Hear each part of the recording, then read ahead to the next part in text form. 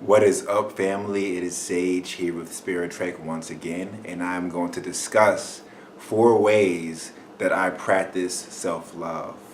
Do you love yourself? I hope so. You should, because you are amazing. Let's get it.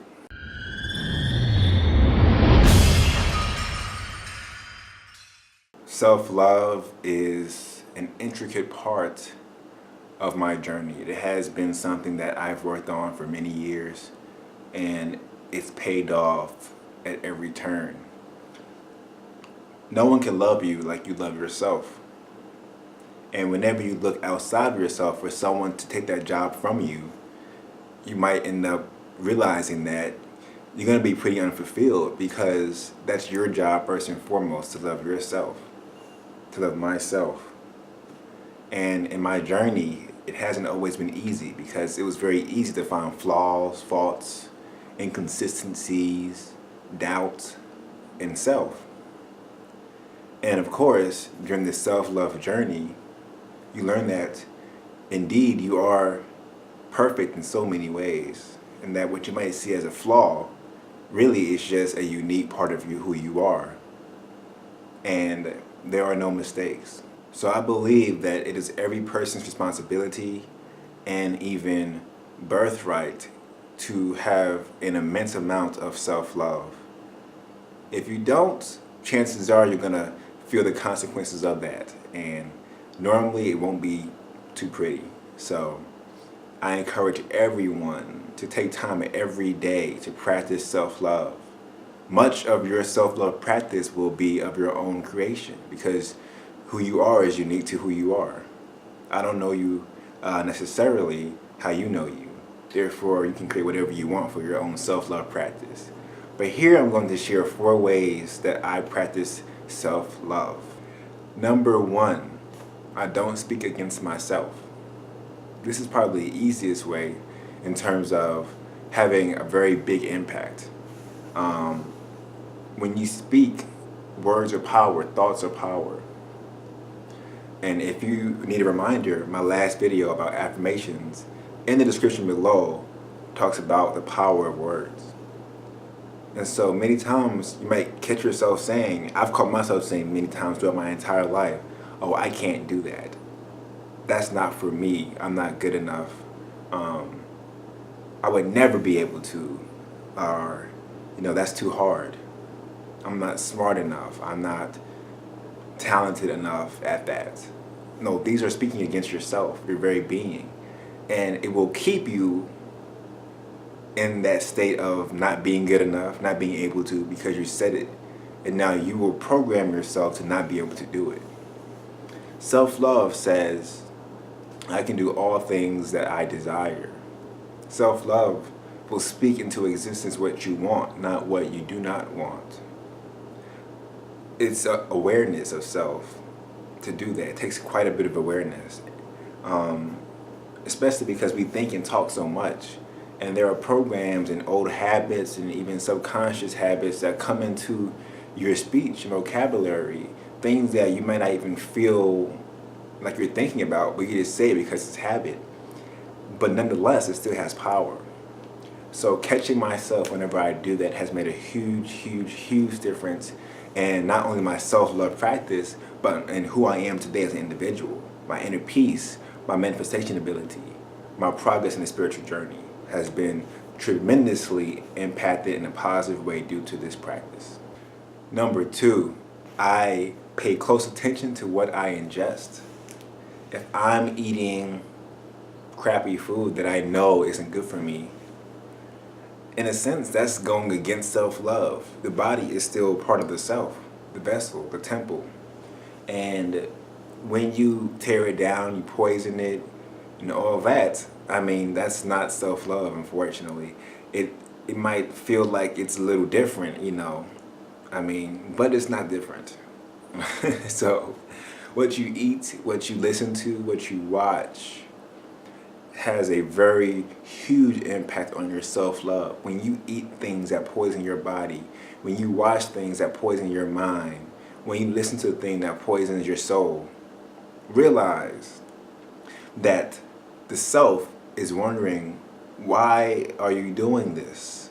What is happening? Why is the overseer, the God of this vessel, not taking care of me? Why am I hurting myself?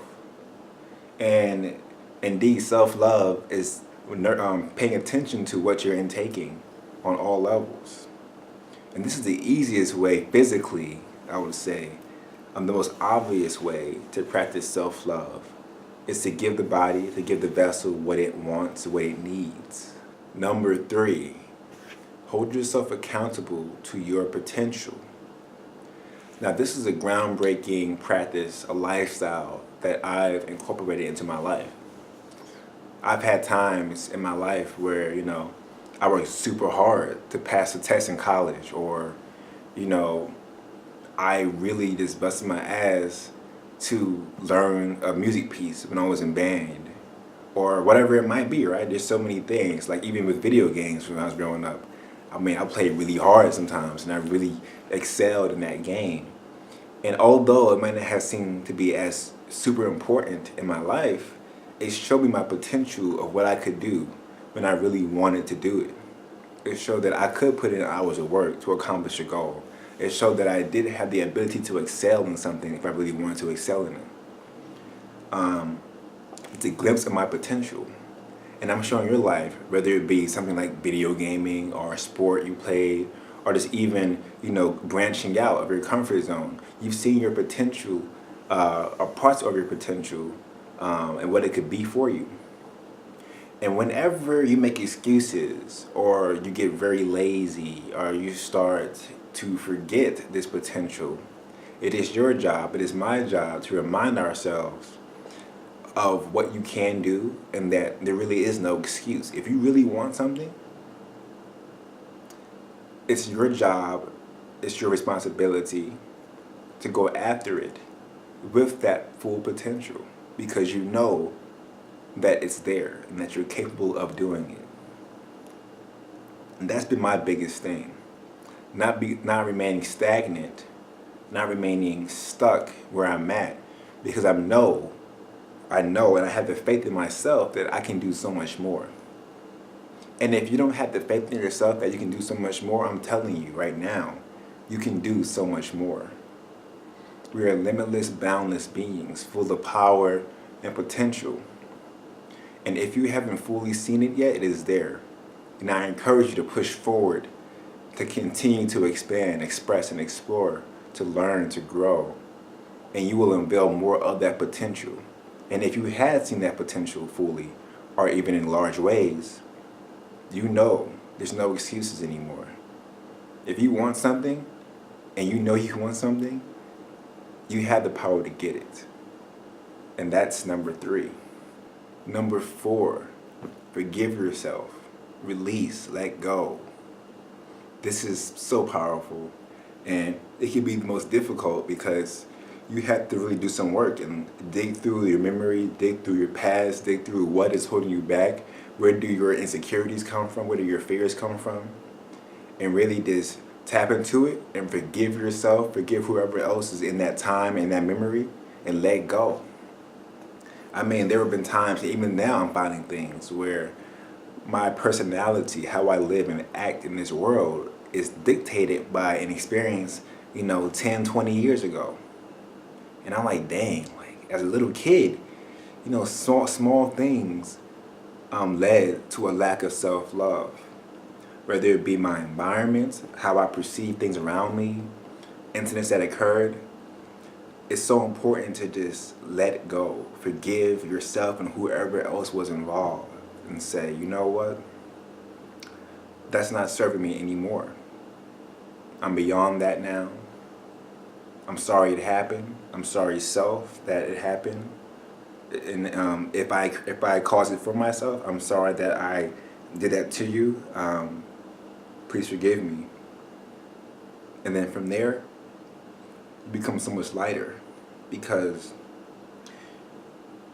many times the burdens and heaviness that we feel are not because of the present moment. It's because of past burdens or future worries. So when you heal those past wounds, those past blockages and programs, you allow yourself in the present moment to see yourself for what you are, not what happened to you or what someone called you or what you used to think you were, but for what you are in that present moment.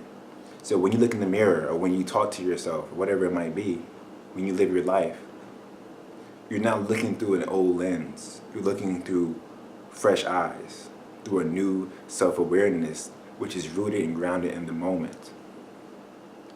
So that is number 4. Forgive yourself. Forgive those in your past. Let go of those experiences. Come into the moment and realize that what you are right now in this moment is what you are. And it is enough. And it is glorious. It is divine. It is perfect. So with that being said, thank you for watching. If you have any other techniques that you want to share, please share it in the comments below. And please subscribe to my channel as I'm constantly sharing, growing, loving, exploring, connecting. With that being said, thank you, family. Wholeness.